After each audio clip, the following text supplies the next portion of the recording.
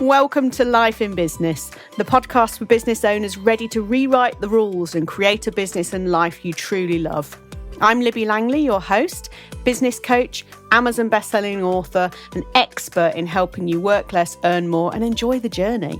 Each week, I share straight-talking strategies and honest insights to help you simplify, grow, and find more joy in your business. Here's this week's episode.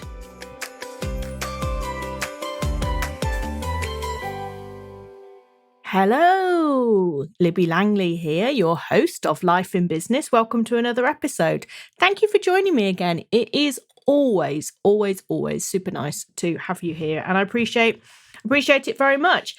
The listening figures to this podcast are steadily increasing, which I get a huge amount of joy from because it means that the word is being spread. And more of you are tuning in to get support in how to rewrite the rules of your business. So that's great. And I ask you a little favour.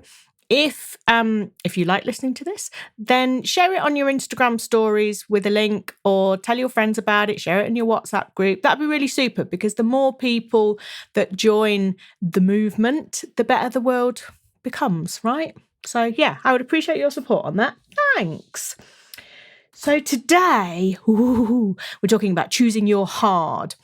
And it's a funny old expression, right? Isn't it? Choose your hard. Like, well, I don't want anything to be hard. And that is absolutely valid because I'm not a massive fan of things being hard either. I take the easy route wherever possible. I simplify things as much as possible. And that's all great. And obviously that's what I help my clients do too. And through this podcast, it's what I advocate. We want simplicity and we want ease, right? I used to call myself the queen of easy business because that's kind of the thing that I support people with. So choosing your hard is a bit of a weird thing for me to say. However, let me just kind of explain why I wanted to do this. Choosing your hard is an expression that you may have heard of, right? And it's really about working out where to focus your energy so that you can move forward and achieve your goals, right? So the point of it is, as I interpret it, and therefore as I kind of interpret it for you, is that hard is subjective, right? There are some things that, and I'm going to talk about that, there's some things that are seemingly ridiculously easy, but we find challenging. So to me, choosing your hard is about making a bit of extra effort or conscious effort to do something that isn't absolutely in your kind of linear vision, right? Because we all know that to make things different or to see different outcomes, we need to do things slightly differently. And that's really how I interpret this. And I would like you to interpret it too. It's just about being perhaps very slightly out of your comfort zone or on the very edges of your comfort zone to make different things happen. It's not about going all out and, 5 a.m. ice baths, which would be ridiculously hard for me. I ain't never going to do it. It's not about kind of smashing it. It's just about where are you going to focus your energy, right? That's what it's about for me. And this stemmed from a conversation that I had with my husband over the Christmas break. I can't remember the context now, but I imagine it was related to something we were watching on TV. And I just said to him, what is your hard? What do you find difficult? And then it transpires. I have done some additional thought on this, right? And I think there are two differences to hard, two different ways that we can put it. There's like an input hard and an output hard. An input hard is the stuff that you actually kind of put in to your body, the things you take in. And then the output hard is the stuff that you do. And now I have enormous ease with input stuff, right? Yeah, I used to smoke, right, as so many people did, but I never classed myself as a smoker, despite the fact that I could, at my peak of smoking, I could battle through 40 a day, right, which is disgusting. But and this is years, it's like we're talking nearly 30 years ago, right, at the kind of peak of it. And I could smoke in the office, which is just, can you even imagine now? So I'd buy 40 cigarettes on the way to work every day, smoke maybe 5 in the car, or certainly light, right? And then some more in the office through the day. I think I pretty much always had one lit, right? So it's loads, and maybe, I don't know, 20, 30 probably on average a day, which is just absolutely tons, yeah? But I decided one day that I wasn't going to smoke anymore. So that was it. And I just didn't. So, and I have smoked since in various kind of periods. And certainly when my husband and I got together, he is a smoker, right? Was a smoker. And like a smoker, smoked for 30 years and stuff. You know, I would probably sometimes smoke more than him if I was in like a smoking phase. And then, but I'm just like, oh, this is stupid. It's expensive. I don't want to do it. I'm not going to do it anymore. And just didn't do it. And it took him quite a long time to actually stop smoking. And he moved to vaping, and then he stopped, and he hasn't had any input of that kind since we got married 5 years ago. So, you know, the difference in us there, that's a really kind of clear example of like the different hearts, levels of difficulty me and him, which is where the conversation started, have with input. It's just like, oh yeah, no, I don't want to do that anymore, so I'm not going to do that. And on the 30th of December 2023, I decided I wasn't going to drink alcohol anymore, and I haven't drunk alcohol since. A piece of cake. And he has a different relationship with alcohol, and so to decide to, you know, to cut down or to, at the time of recording, as he is at the moment, not drinking, is very, very difficult, right? Same with food. I'm like, oh no, I don't eat crisps anymore, so I just don't eat crisps anymore, and he finds that more challenging. And so there's something in me, and I wonder if this is an autism thing, I don't know, but I find it very, very difficult, like very, very easy, I'm sorry, to change that input level. So for me, that's not hard, right? I can do it. I can go, yeah, I'm going to give up drinking. It's like, well, so I just gave up drinking. So that was easy. Yeah, I don't find that hard. It's just something I can do. Whereas for my husband, it really takes a lot of daily thought and effort to change that input level of stuff. But when you talk about output, which is pretty much everything else, stuff that you do rather than something you take in, he finds that really easy, and I find that incredibly difficult, right? I said that I was going to, at some point very early in 2024, 2020, God, it's just, you can tell it's the early part of the year, right? I don't know what year it is. In the early part of 2024, I decided I was going to do a certain number of steps every day, because it's not something I'd ever really tracked or measured. And certainly since we moved to where we live currently, I was doing a lot fewer steps each day. And I think that that's because, despite the fact that we'd go out into the Peak District and do walks and all of that, the actual day-to-day movement was a lot less. And I think it's because I don't really know anybody around here. I don't really walk into town, you know, appointments I might drive to. Whereas before, where we used to live, I would walk to, I don't know, everything was in walking distance, right? So I would just naturally do a lot more steps and leave the house more. But since we've moved here, I don't leave the house very often, and I know that I wasn't doing my steps. So I decided to set myself a target of doing that. And I don't go outside and do them. This is the thing, right? I mean, some days I do, obviously, you know, we go for 20,000 steps when we go for a walk or something like that. But my day-to-day steps average, I mostly do them around the house, up and down the kitchen dining room, or just in front of the telly, because that's easy. No, it's a push for me to do my steps. I have to remember to do them, but I have an app that kind of tracks it, which is really cool and gives me a little reward every day. Woo! And that helps me.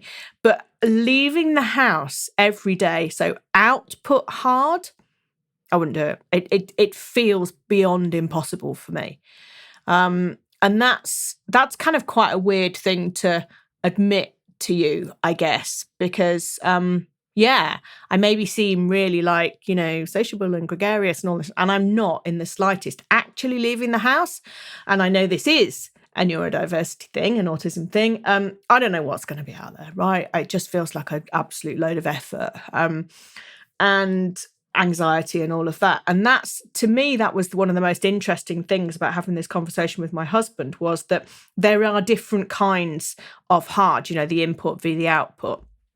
And so, whereas he could go running every day because it goes, that would be hard to motivate himself to do that. But if he decided he was going to do it, he would just go out and do it and wouldn't think about it. Whereas, it has a whole different level.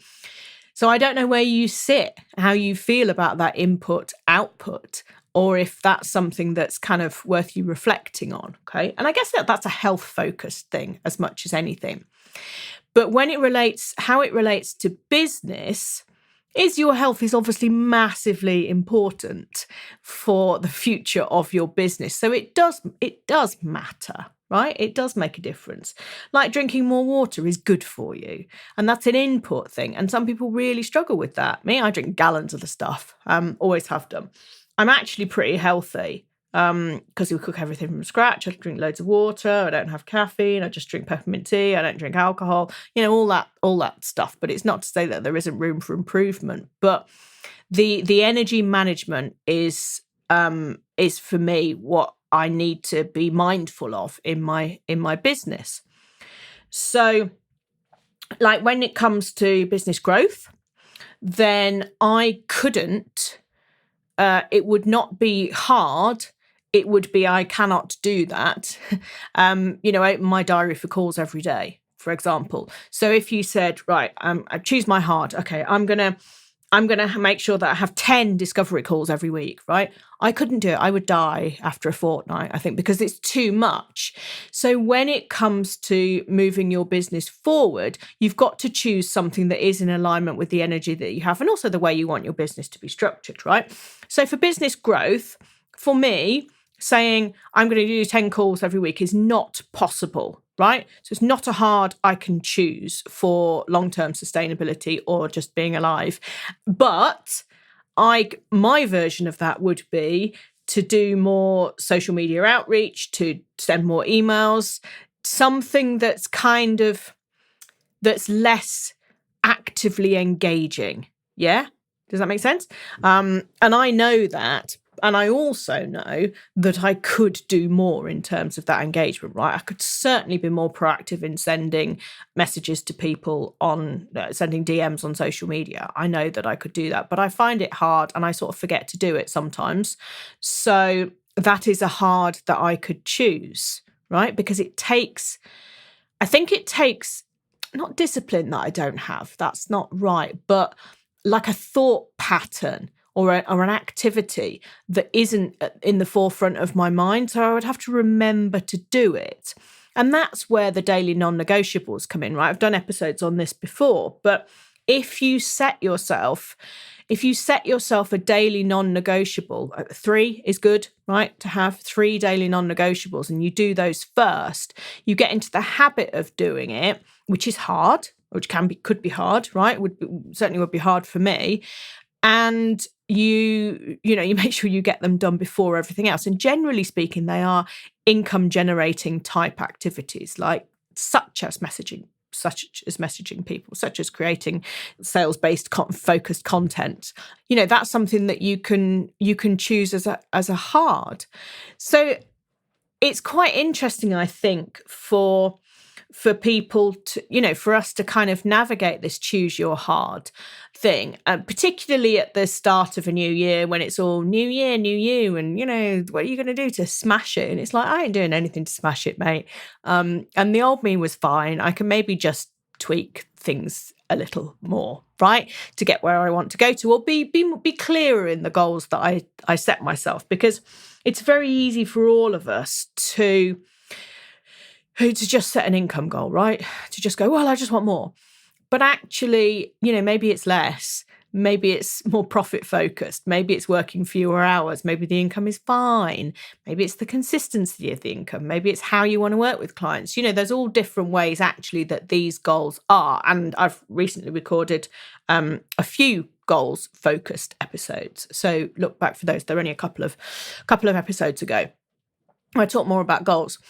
But this hard doesn't have to be smashing it, pushing it, hustling, or any of that. It's just, I know this is going to make a difference. Logically, I understand this is going to make a difference. However, I find it a bit of a challenge.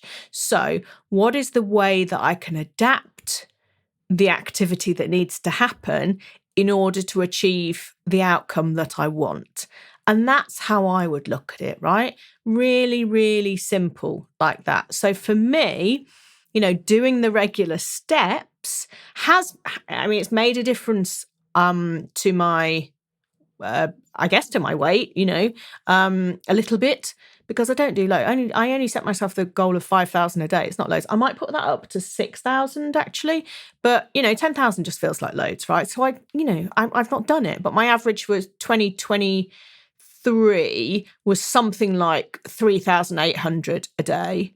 And 2024, it was 5,800 a day, right? So those 2,000 extra steps over the course of the year must have done me some good. Yeah. So I chose a moderate, hard, right? Quite a low daily amount. But my adaptation of it is to do them in the house if I'm not already going out somewhere. Yeah. Or at a weekend, when we choose to go for a walk. And that's an adaptation that has meant that I've stuck to it.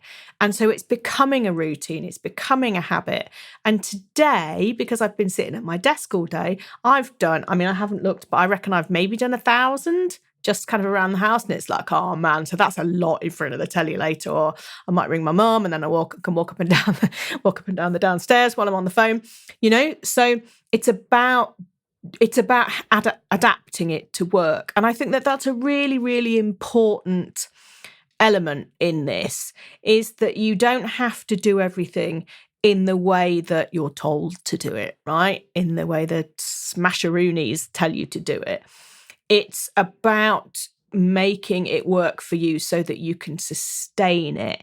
And these healthy habits or productive practices in business are the things that are going to move forward and are the things that are going to, move the needle, change your outcome, change, not overnight, right? But it's these all add up. So the incremental gains add up to a big overall goal. And I've talked before about Ben Hunt Davis's book, Will It Make the Boat Go Faster? Ages ago, I did an episode about books, really good books to read. So scroll way back because that'll be quite a useful episode for you as well. But yeah, Will It Make the Boat Go Faster? Ben Hunt Davis, he was part of the Olympic rowing team in the year, I can't remember, in the year where they won a gazillion medals. And it's about will this action make the boat go faster, help us win more medals? And a lot of that is about kind of cutting stuff out. And that's not necessarily about choosing your hard, but it could be, right? If I want to do my daily goals my daily steps every day, will not doing them help me achieve that? Well, no, of course it won't. So, and if you want to grow your profit in your business, will subscribing to 10 more platforms, 10 more tools that you won't really use that often help you achieve that? No, it won't. So the hard might just be not buying any more domain names, right? Making that your practice, because the one that you've got is fine and it'll stop you going down so many rabbit holes by having all these million other business ideas, and just focus on what you're already doing. That could be a hard, right? Because that does take quite a lot of discipline, particularly when you're ADHD, and it can be really, really hard. So stopping and thinking about things before you do them is a perfectly valid hard.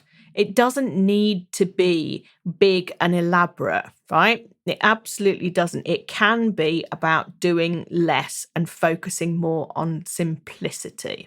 And that's definitely something that I have done in the last 6 months. Year. It's not a year. It's funny actually saying that. I was you get your Facebook memories and Time Hop I've been using for years as well. So you get your memories pop up. And it's quite funny, some of the stuff when it shows like the business stuff, right? And I had entirely forgotten, and I mean completely forgotten, because my brain doesn't retain some information. That is definitely a neurodiversity thing. I'd completely forgotten that I did a goals workshop at the beginning of 2024. Completely forgotten. I wouldn't have remembered that. So yeah, it's interesting, and I've never done it since, and can't quite remember what was in it until unless I looked back at the slides. So it's quite funny that you know, just going off piste with stuff, right? And I know that was part of me finding what became Confidence to Grow, right? My core program and the way to work with me. It was doing all these other things. And so the hard there for me has been stopping all the other stuff, right? Because I love doing new things and having all these ideas, but I haven't done anything new or anything different since when? June 2024. And so I focused solely on Confidence to Grow. And guess what? Oh, I've had better, higher turnover, higher profit margin, more time because I've not been doing a gazillion other things, and structured time off and all this stuff, right? All the good stuff that's part of my goals and has been part of my goals forever. But it's by doing the hard of saying no to stuff and no to myself. That's really, really important, right? You are, I'm sure, as I am, your own worst enemy, right? In that, well, I'll just do this and I'll just try that and I'll just do that. And it's like, oh, hang on a minute, I've forgotten what I was doing. And what did I tell them I was offering? And how much I was charging? It makes it harder for people to buy from you, and it makes it harder for you to have consistent and strong marketing, because you've changed your mind on things. And there's nothing wrong with changing your mind, right? But if you change your mind every 5 minutes and chuck something else in and create things because you think it might generate a bit of income in a quieter month and all of this, long term, no, it's hard. And that's the wrong kind of hard, right? that's the difficult and disappointing, rather than okay, this is going to take a bit of concerted effort, but actually this is the right thing to do. And that's what we're talking about here when I talk about hard. So yeah, it was funny. It just popped up, that memory about that goals workshop, and I'm like, I had totally forgotten about it. So yeah, maybe another hard, if your brain is the same as mine, is to actually document what you achieve and what you do in a year.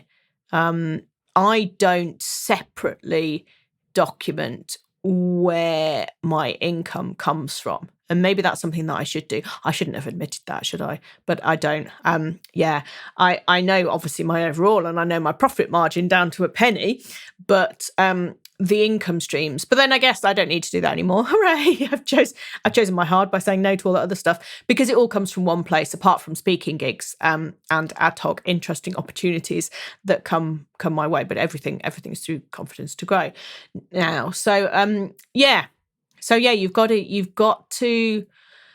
do the work on yourself, right? And you've got to understand yourself and how your brain works and what your danger trigger points are, I suppose, in terms of how you might go off piste and how far you get down that piste before you think, what is going on here? How is this helping me get to my overall goal? And, it really is something, it's something that I talk about every day with my Confidence to Grow clients. We focus on this a lot, because it's like, yeah, that's a great idea, but hang on, didn't you want to achieve this? Yes, I did. Right. So where does this fit in? And it's really just kind of reflecting stuff back on people that makes all the difference. And that's a big part of the kind of space that I provide in Confidence to Grow. So what might be helpful for you now is to download my Escape the Overwhelm guide, completely free, in exchange for your email address. And you can download it at libbylangley.com/guide, and it will talk you through kind of the pitfalls of all this stuff, right? And help you to know where to focus. And that's really all choosing your hard is about knowing where to focus your energy, your efforts, what's possible for you and what isn't. And knowing that something isn't possible for you is not about admitting a failing, right? Because you can do anything you like, right? As long as you provide the adaptations. And that's the important thing, you know? Me leaving the house every day to do my steps outside is never going to happen. It is too difficult. It's just too difficult for me. And if I did that as my focus, it would become my focus, right? And I don't want that to be my sole focus. I want my business to be my sole focus, you know, my clients and Confidence to Grow and the podcast and all that stuff that goes around the business, right? That's what's really important to me. Aside from like spending time with my husband and all like the family, you know, my cat and the family stuff, right? But energy focus wise, it's more important to me that I divert the mental energy into the business. So it's funny, actually, something else has just popped into my mind. When I was training to run a marathon, I mean, that was talk about a side focus there. That was an ADHD impulse. Anyway, so I ran the Paris Marathon in 2018. And I don't run anymore because once you've run a marathon, there's nowhere to go, right? And so it pretty much, the run up to that 2007, I only decided to do it in October 2017 and it was in April 2018. And that was, so I wasn't a runner before that, but yeah, ran a marathon in 5 or 6 months training, whatever it was, 5 months, I guess. And it pretty much became the focus of everything I did, right? It took over. So my point here is just choose your hard and make sure it's really, really aligned with the goal that you want. Because my goal was never to be a marathon runner. And yet that appeared to be my everything. Yeah. So you have to be careful how, you know, knowing yourself and understanding yourself as to how far you go with these things. So download my Escape the Overwhelm guide at libbylangley.com/guide. Work out really clearly what your goals are and then what little pushes you need for that, including saying no to stuff. So there we go. Whoo. And don't come to me for running advice. I mean, I can do you a running thing, but I don't run anymore because I hate it. So there you go. Chose the hard. Stop the hard. So, all right. Sending you lots of love today. Thanks for listening. Message me on Instagram if you've got any feedback on this and would love to hear. Yeah. All right. Lots of love and I'll see you next time. Bye. Thank you for listening to Life in Business.